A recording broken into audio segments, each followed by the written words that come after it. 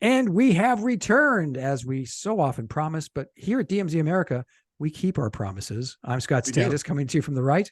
And I'm Ted Rall, coming to you from the left. So, big news today in the world of media. Rupert Murdoch, the boy, what the mogul? Is there something bigger than a mogul? Because he was a He's like media, the emperor of Fox News and News Corp. not just, I mean, but he was huge. I mean, this is a guy who started by buying newspapers in fucking Australia. I love Australia. Not even in a big city in Australia, Adelaide. Adelaide. Yeah, well, it's a but Adelaide is a very conservative town. And you've seen the pieces being put together already. He builds this media empire in Australia, and he decides to emigrate to the United States and buys newspapers there, not least of which is the New York Post. And then he buys into television and brilliantly creates a new television network, which had been tried before. Do you remember the DuPont network? The what network? DuPont? No. There's a reason, because it didn't last long, but it was a competitor to the other three networks. There have been other attempts, but Murdoch did it and made it successful, mostly by buying the rights to big ticket sports like NFL and Major League Baseball to gin up the interest. But he also saw the power and the potential of the cable model of delivery of television. So he had that with Fox News. And then he created a network of O&O and a real honest to God terrestrial network. This guy's kind of amazing. Let's extract the politics from it, which is hard to do, but let's just do it and say, from a purely pragmatic, practical standpoint, this guy was friggin' amazing and understood media like nobody else did. He saw what was coming like nobody else did, and he made it work. And he was quick enough on his feet, for instance, with Fox News, to know that during the day, if you recall, Fox News was a pretty solid newsroom. It was just very much like CNN. I'm trying to remember some of the other news sites back then, but it was a very straightforward news gathering operation. Did a good job. Was Fox, did Fox predate MSNBC? I want to say yes. And MSNBC changed a little bit, right? They didn't start out as a strictly liberal network. They had a journey. As I recall, they came in as sort of a straight competitor to CNN, but with a business point of view. That's why it was Mike. It was. Oh MS. No, I thought that was CNBC was the more business friendly. Well, network. that was a spinoff, right? But MSNBC, remember, the MS is for Microsoft. Yeah, and so Microsoft started MSNBC. And so I guess that's just part of the legacy name. No one remembers that now, but they were kind of like, no one really kind of understood what their swim lane was, as they say. And then they sort of tried to just be like sort of a different CNN, but no one could say how. Then they became liberal. They had Phil Donahue and people like that. And then I'd forgotten that. Yeah. Remember? And Phil Donahue had the best ratings on the network, but they fired him during the Bush years for basically being a liberal at a time when they thought nobody wanted liberals anymore. So then they tried to compete with Fox and become sort of conservative-ish, light. And you know what happens when you try to be anything light? People just prefer no one likes 2% milk. They like the whole thing. And so then they finally found their way back to what they are today, MSDNC. And there they are. Did you say it on purpose? Yeah. Mm-hmm. MS. That's like a slur. I didn't make it up. It's like a progressive slur against them. Okay. And so that's where they are. And I don't think they're doing very well compared to Fox. I think Maddow's show does well. They get 2.5 million viewers. I mean, that's nothing. Yeah, but she's not on all the time anymore. She's just like, now she just has sort of special programs sometimes. Oh, what happened to her? She kind of quit. She kind of stepped aside. She semi-quit. She like half quit. Well, okay, there's that. Anyway, but Fox News, I mean, he recognized that the money was going to be in the evening programming, which it is. Prime time's always higher ad revenue, and recognized that and put people in charge who were very quick and light on their feet and understood the audience and how to appeal to the audience and how to grow that audience. I think Rupert Murdoch is a genius that way. Now let's throw the politics back in, shall we? Mm. He's always been conservative, always been a right winger. That was certainly his MO down in Australia, and he brought it to the United States. I mean, you look at, to his credit, and I love this, he brought in and hired an editorial cartoonist from Australia, flew the guy up. And what were their, and it turned out, what were their names? I'm trying to remember. Ripley? No. And then it became the Daily News hired the son. Bay and Paul Rigby. That was it. And it seemed like a strange mix, but Bay actually, the younger one, that's Bay, right? Yeah, Bay Rigby actually Bay is, I think, the son. Yeah, I think so. I'm not sure whatever happened to him, but he went out and actually did drawings, and his cartoons looked like they took place in New York City, not some bullshittery, but like the different boroughs and stuff. And I was really kind of interesting. But regardless, it was just kind of cool that Murdoch saw and felt that having an editorial cartoonist on staff was really essential. Did I ever tell you I was almost hired at the New York Post? No, I it's so funny. I bet every cartoonist tried to get hired over there, but you probably came closer. I went down there just on a lark. They were very nice. Who did you talk to? Do you remember the editor? God, it was a black guy. That's all I remember. It wasn't John Podowitz then. Okay, no, not John Podowitz. John is a columnist now for somebody. Yeah, but I think for the Post, he was editorial page editor. And did you ever see the movie the Paper? It takes place in New York. Of course. It was just like that. It was incredible. It was insane in the newsroom. People say, "Hey, John, fuck you! Hey, where's my fucking name?" I was like, "Oh my god, this is a New York dude." And then just talking to the editorial page editor, and my trick is I always come in with local, hyper local cartoons to say, "Look what you could get." Right. And he really liked it. And we were talking salary. We got to that point. They weren't paying anywhere close to what it would have taken to live in New York City, by the way. But what a shithole. Who would live here? It's true. No, actually, yeah. I mean, I loved living in Chicago. I imagine New York's the same vibe. Anyway, so we were going to talk. Chicago's sleepy in comparison to New York. Yeah, it's not. Well, it's also not as mean. Not as in your face. How's that? Chicago. Yeah, I mean, the people sort of, but the streets can feel mean. Chicago can be downright terrifying. Oh yeah, no, you take even before the latest troubles. Yeah, you take the wrong bus or the wrong train, absolutely. But the long story made longer. Still, the editorial page editor and I said, "Okay, well, I liked him. He liked me. We're working towards a deal. We're going to finalize it the next week." He was laid off that Friday. He was fired. Man. Yeah, that can happen. But getting back to Rupert Murdoch, he expanded that, and so he had, remember Hannity and Combs. I actually remembered that show. Now was that CNN or was that Fox? No, that's Fox. I was on that show more often than I could count. Hannity and Combs, the liberal v conservative. Well, it's more banter. Like the conservative versus the liberal. I mean, Alan Combs was the Washington. He was the Washington Generals to the Harlem Globetrotters. But if you remember, that's how they started, and then they jettisoned Combs, and it was just Hannity, and then what was the other one? Glenn Beck.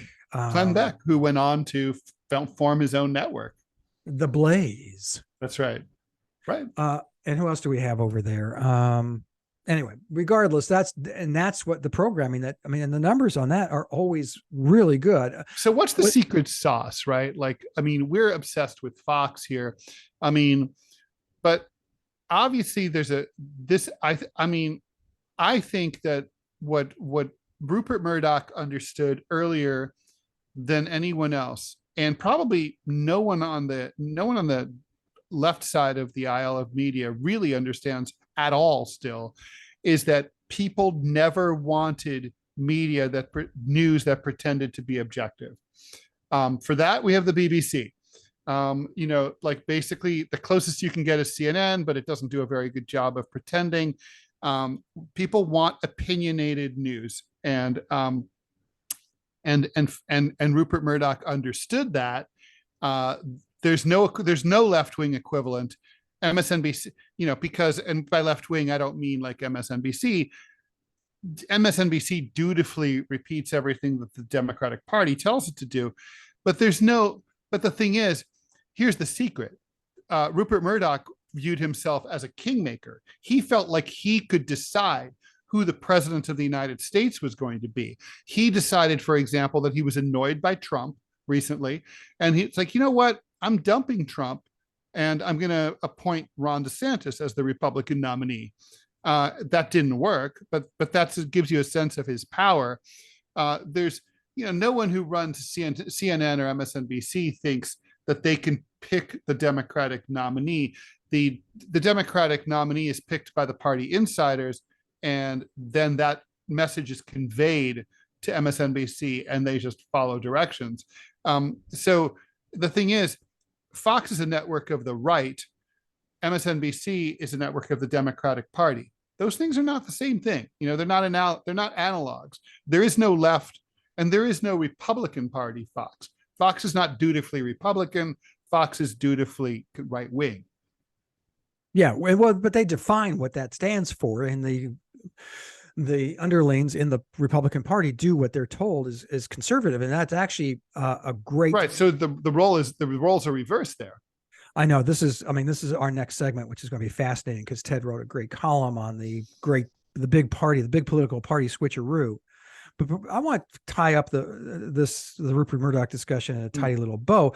I think Rupert Murdoch historically is going to go down as the William Randolph Hearst of the latter part of the 20th century, early part of the 21st. Oh yeah, no, that's totally fair. First of all, the Hearst of the last half of the 20th and early 21st century could not be a newspaper person because newspapers simply don't have that power anymore.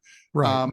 But it had to be a television mogul, and so it had to be, it had to be him. Interestingly, speaking of which, we should move on, but why do you think Murdoch did not follow the wisdom of, say, Warren Buffett? Warren Buffett initially pronounced himself still cautiously bullish on newspapers. He bought the Buffalo News and his hometown paper in Tulsa. Yeah. And then he changed his mind like not long afterwards, like 10 years ago, like fuck newspapers, they're dead. Yes. What do you think happened? Why did Murdoch, hold on to those newspapers? I mean, he got burned. He bought my favorite paper that I was ever in, the Village Voice, for $2 billion with a B dollars. Jesus. $2 billion. Now it's not worth a goddamn thing. It's not, it's not even a website. It ain't nothing. Like, how come he still has the New York Post?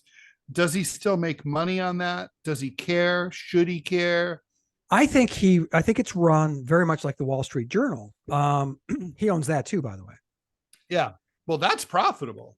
They had a bunch of layoffs a few years ago, but they seem to have righted that ship and understood this shift to digital. Why? Because there's only 3 or 4 papers in the country who can credibly get enough subscriber income, and it's one of them. Yeah, but I think the Post has that history. First of all, it was founded. I mean, it's on their name. If you open it up and look at their the nameplate on the editorial page, it was founded by Alexander Hamilton. So that's a pretty cool lineage, and I think that he sees as long as we're breaking even with this, I can keep it going. But clearly Murdoch saw that where the writing was on the wall. He went digital with all of his products pretty early, but more importantly, he knew, and he knew to his marrow, and he was obviously right that broadcast was where the money was. Broadcast, and not terrestrial, but cable. Right. My mother-in-law has moved into a senior living place. They have to pay. How brilliant is this? And how fucked up is this, Ted? They have to pay extra, or did. Now they've gotten a new cable service, but the cable service that was there at the time, she had to pay a little extra every month to have Fox on her cable. I would pay a little extra to not have. Actually, that's a lie. I watch Fox every day. Oh, see, I don't. I go to their website and read their stuff, but I don't have cable at all because I cut the cord because, I'm not beholden to the man like Ted is. That's right. Power to the people. Yeah, but Murdoch saw that. I mean, he reminds me very much of Colonel McCormick, who owned the Chicago Tribune, and pardon me, and by also bought and founded, and his cousin ran the New York Daily News.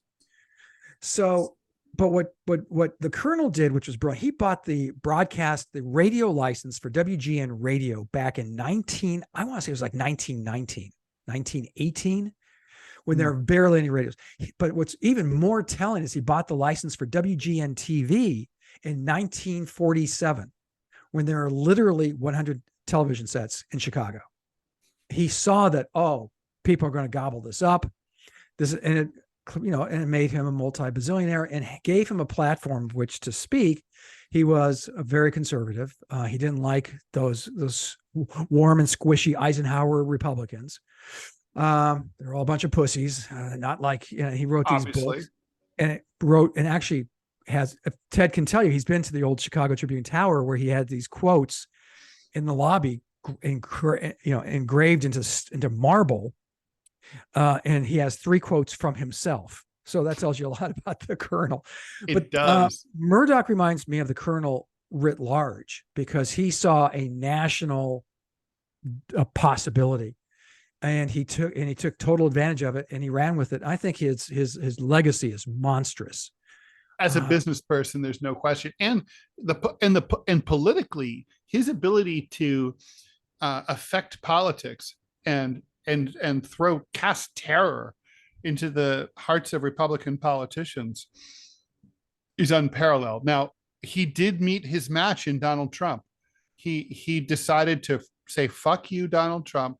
And let's just say, I mean, honestly, it's been an ani horribilis for Murdoch. I mean, he lost a $787 million defamation lawsuit to Dominion Voting Systems just less than a year ago.